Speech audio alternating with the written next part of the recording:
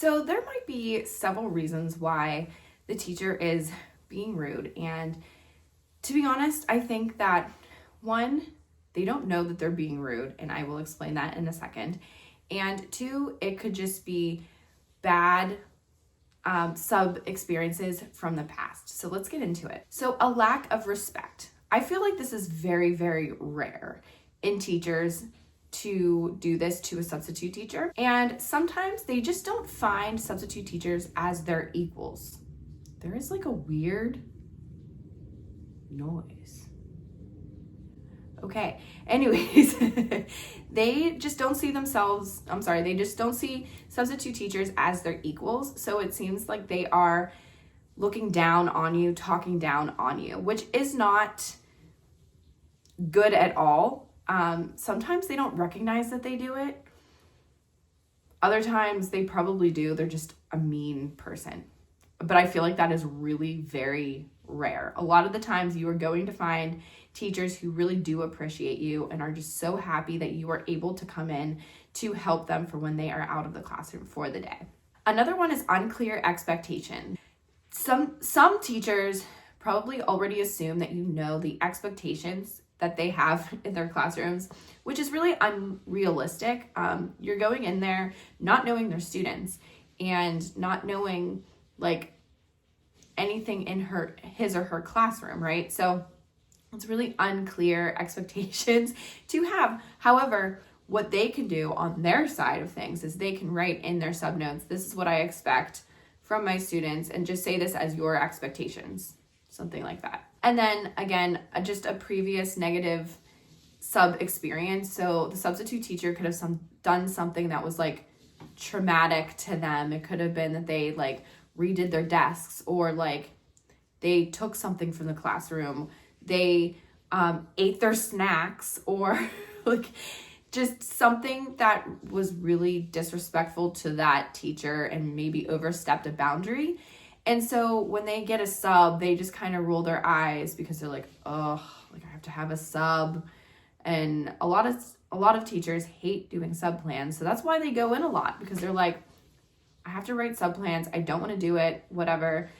And unfortunately, there are those substitute teachers who shouldn't be a sub anymore or at all.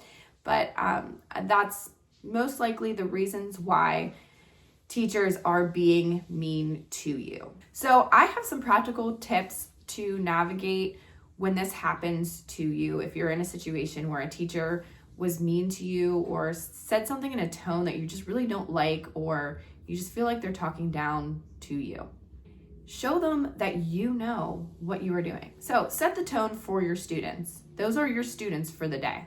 Show them that you are confident and competent. What I like to do is set expectations. I know that I've said this in several videos, and I kind of already said it in here, but I set expectations for the students. And it's my class management way to get the students to know that, like, hey, we're going to get through this day together, and I need you to cooperate so that you do this for your teacher, and the day is going to go smoothly. Another one is you can reach out publicly. Reach out politely. So you can communicate with the teacher, and you can ask if there's any pointers or any advice that they have for their classroom. You can even say, hey, this is what I like to do. These are my expectations for when I come into every single classroom. Is this okay? Is there anything else that you want me to add? What are we doing for the day? Like, ask questions, because it shows that you care for his or her students. And then also self-preparedness. Have some backup material for you for when the students finish early. A lot of the times these days, teachers will have like,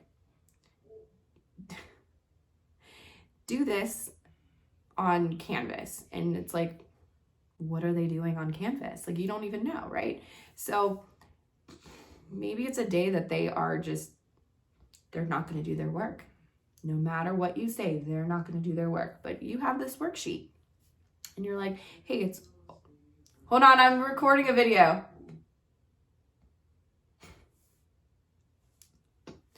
And you have a word search for them to do, and it's based on social studies, and you're in a 6th grade social studies class. Perfect.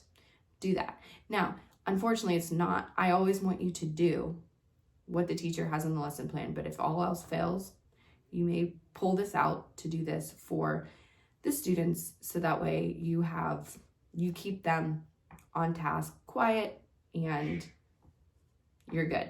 That's like Corey, I'm recording a video. What? I'm recording. Sorry. But that's like the last step for you to have anything. So always make sure that you are following the lesson plan.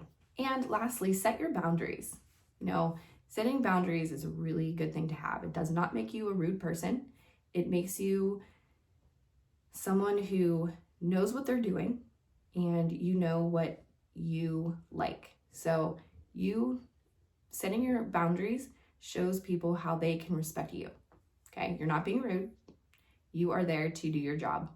And so when you set your boundaries, those people, students, the teacher, they know what to expect from you. I have a boundaries video that you can listen to right here. And guys, I really hope that this gave you practical tips for when teachers are mean to you. And I really honestly hope that they are not mean to you. That is totally unprofessional. We just know that unfortunately that does happen in the teaching world, education world. And I hope this video just gives you some ideas to help you navigate when this does happen. So I will see you in the next video.